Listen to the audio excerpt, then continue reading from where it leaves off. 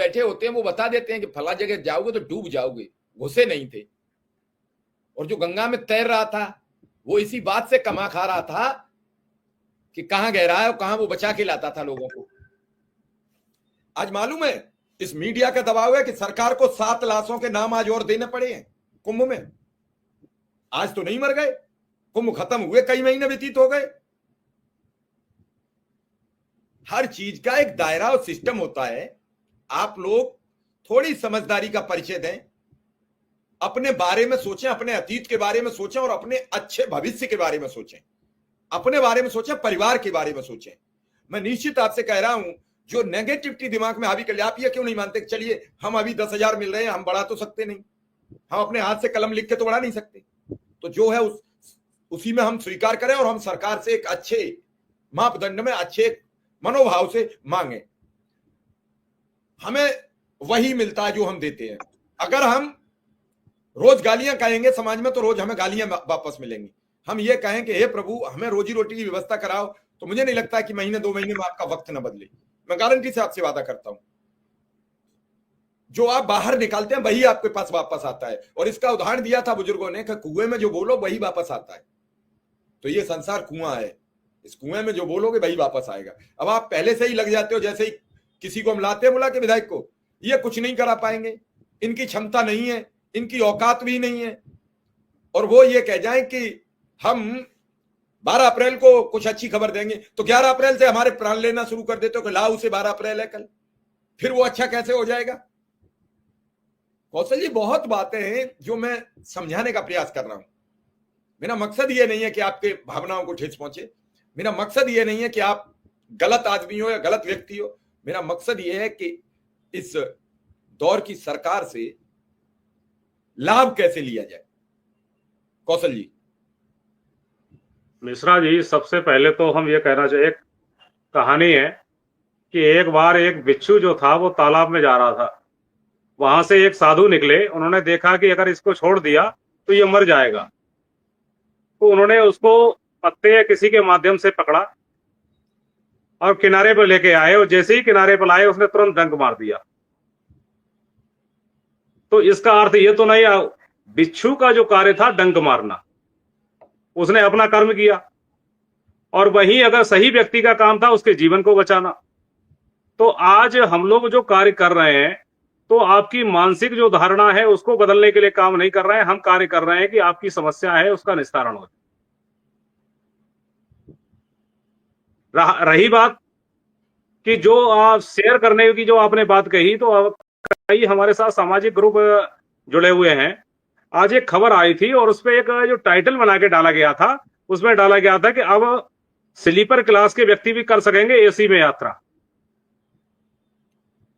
जिसका कहीं से कहीं तक कोई मतलब नहीं था। जब उसके अंदर देखा गया, आप जोड़ो एक दूसरे से कहीं जुड़ सकती है। तो वही हाल आज शिक्षा मित्रों का है कि नियमित होने जा रहे हैं।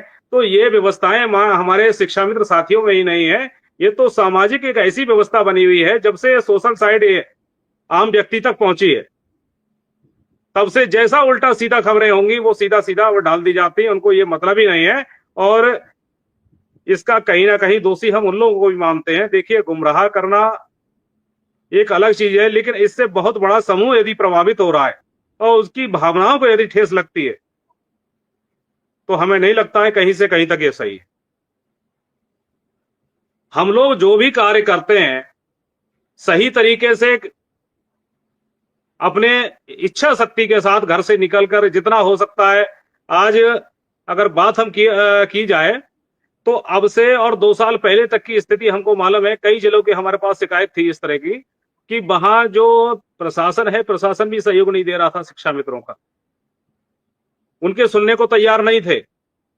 आज स्थितियां ये हैं क्योंकि हमारे सरकार के जो जनप्रतिनिधि हैं आज हमारी बात को सुन भी रहे हैं, हमारी समस्याओं को भी दूर कर रहे हैं। तो जनरली हमारे जो शिक्षा मित्र साथी हैं, यदि कहीं कोई दिक्कत आ रही है तो उसको हमारे संगठन के माध्यम से उसको दूर करने का भी पूरा प्रयास रहता है। और यदि विद्यालय स्तर पर भी समस्याएं कई बार ऐसी उत्पन्न हुई है जहां शिक्षक, शिक्षा मित्र या अनुदेशक में बीच में कहीं कोई विवाद हुआ है, तो वहां शिक्षक जो हमारा शिक्षा मित्र साथी है उसका सम्मान हम हर स्थिति में बचाने का प्रयास किया गया और सम्मान उसका बचा।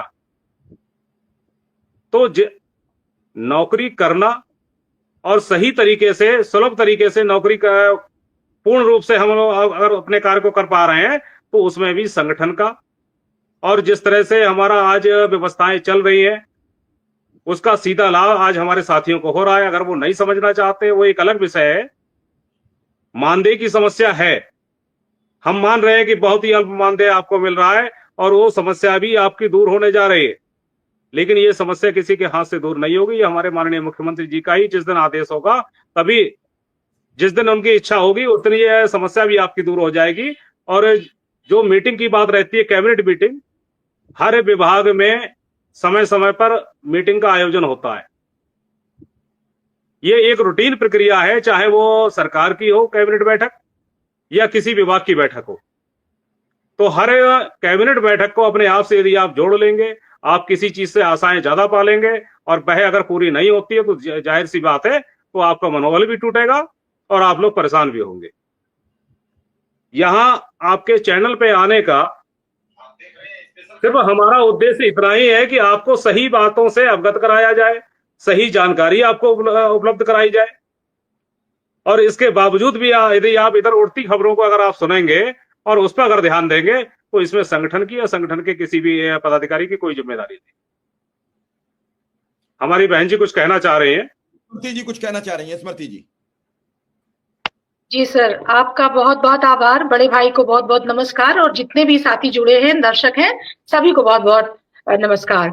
सर, जो समस्याएं ये चल रही हैं कि होता कुछ नहीं है और अफवाहों के तौर पर खबर तेजी से वायरल होती हैं, जो कि हम लोग का काम बिगाड़ती हैं।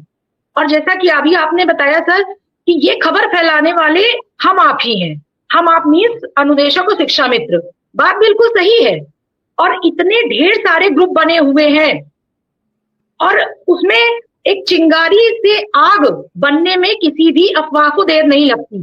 अभी 3-4 दिन पहले की बात है, कोई बैठक मीटिंग हो रही थी, तुरंत हमारे ग्रुप में वहां पर इसकी फोटो शेयर की गई, तो हमने वहीं पर रोका। हमारे कहने का ये मतलब है कि अगर कहीं से भी इस तरह की कोई भी अफवाह फैलाने वाली कोई चीजें, ये तो सभी को पता है कि बात चल रही है, बात तैयार है, लेकिन अभी कुछ भी परिणाम बाहर नहीं आया है, फिर भी लोग कहीं से कोई अफवाह मानकर और हल्ला मचा देते हैं। जब नहीं पूरा होता है तो निराश होते हैं, तब प्रश्न करते हैं संगठन और पदाधिकारी को, गाली देते हैं संगठन और पदाधिकारी को। आप वो नौबत ही क्यों आने दे रहे हैं? झूठी आशाएं क्यों पालते हैं? और वो झूठी आशाएं, झूठी खबरों को देखकर आप पालते हैं। जैसे कि हम बता रहे थे, 3-4 दिन पहले भी कोई बैठक हुई थी और हमारे ग्रुप में तुरंत फोटो आ गई। हमने वहीं पर उसको स्टॉप किया। हमने कहा इसमें कुछ